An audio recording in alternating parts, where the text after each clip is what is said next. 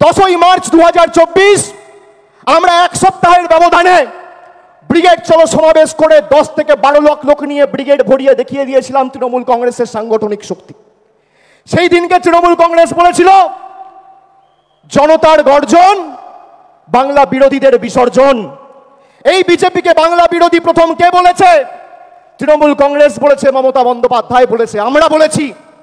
সেই দিন আমরা যে ডাক দিয়েছিলাম জনতার গর্জন, বাংলা বিরোধীদের বিসর্জন, সেটা শুধুমাত্র একটা পলিটিক্যাল স্লোগান ছিল না, সেটা ছিল বিজেপির আসল চরিত্র উন্মোচন।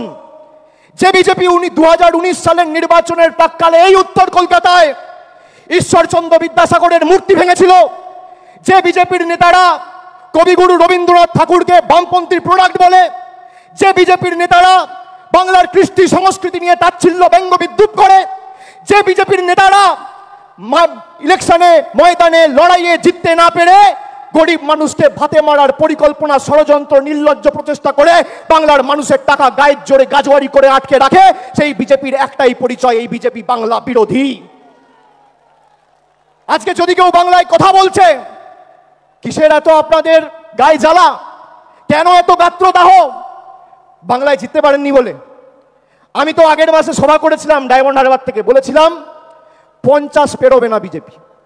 আমি রাজনৈতিক ভবিষ্যৎবাণী করি না, কিন্তু যদি ভবিষ্যৎবাণী করি ভেবে চিন্তে করি আর মানুষের উপর অগাধ আস্থা রেখে করি।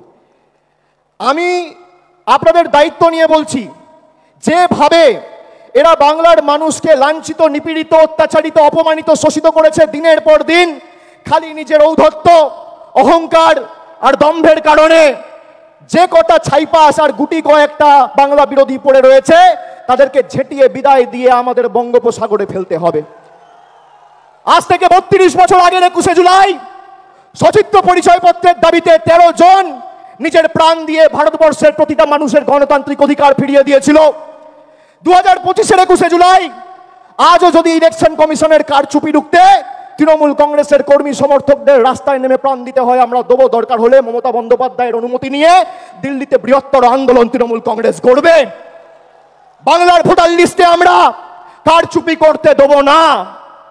আর বিজেপি দলকে বলে রাখবো, মাইকের আওয়াজ যতদূর যাচ্ছে বাংলার মানুষের ক্ষমতা আপনারা দেখেছেন। 100 দিনের গরিব মানুষের টাকা আপনারা গায়ের জোরে বন্ধ করে রেখেছেন। আমরা দিল্লিতে গেছি আন্দোলন করতে, জনজাতি, মূলবাসী, তপশিলি জাতি, উপজাতি সম্প্রদায়ের প্রতিনিধি, জনপ্রতিনিধি চুলের মুঠি ধরে মহিলাদের টানতে টানতে, ছেঁচড়াতে ছেঁচড়াতে আপনারা কৃষি ভবন থেকে দিল্লি পুলিশকে দিয়ে বার করেছেন। তার জবাব পেয়েছেন 2024-এ। এবার কি করছে আসাম ফরেন ট্রাইব্যুনাল, যার বাংলার মাটিতে কোনো এখতিয়ার নেই, সেই আসাম ফরেন ট্রাইব্যুনালকে দিয়ে চিঠি পাঠিয়ে রাজবংশী ভাইদের বলছে তোমরা বাংলাদেশি। আমরা বাংলায় কথা বলি, আমাদের অপরাধ 100 বার বাংলায় কথা বলবো। আমরা যত বাংলায় কথা বলবো এটার তত গায়ে জ্বালা। গর্ব করে বলবেন বাংলা। আগে জয় শ্রীরাম বলতো, মনে আছে? ঠেলায় না পড়লে বেড়াল গাছে ওঠে না। এখন বলছে জয় মা কালী, এখন বলছে জয় মা দুর্গা। আর আজকে আমার নাম দিয়ে লিখে রাখুন 21শে জুলাই 2025। আমি বলছি 26-এর পর জয় বাংলা বলাবো, না বলাতে পারলে আমাদের ক্ষমতা নেই। আরে এটাই তো তৃণমূল কংগ্রেসের জয়, এটাই তো বাংলার জয়। যে বাংলার মানুষকে ভাতে মারতে চেয়েছিলে, আজকে সেই বাংলার মানুষের পায়ে মাথা ঠুকে জয় মা কালী, জয় মা দুর্গা বলতে হচ্ছে। এটাই বাংলার 12 কোটি কৃষক, শ্রমিক, যুবক যুবতীদের জয়, তপশিলির জয়, আদিবাসীর জয়, জনজাতির জয়, কৃষকের জয়, শ্রমিকের জয়, বাংলার কৃষ্টির জয়, ঐতিহ্যের জয়, সংস্কৃতির জয়।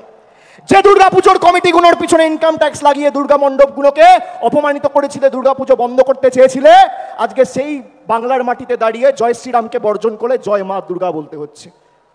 আর 10 মাস তারপর জয় বাংলা বলবে। আপনারা সবাই ঐক্যবদ্ধ তো?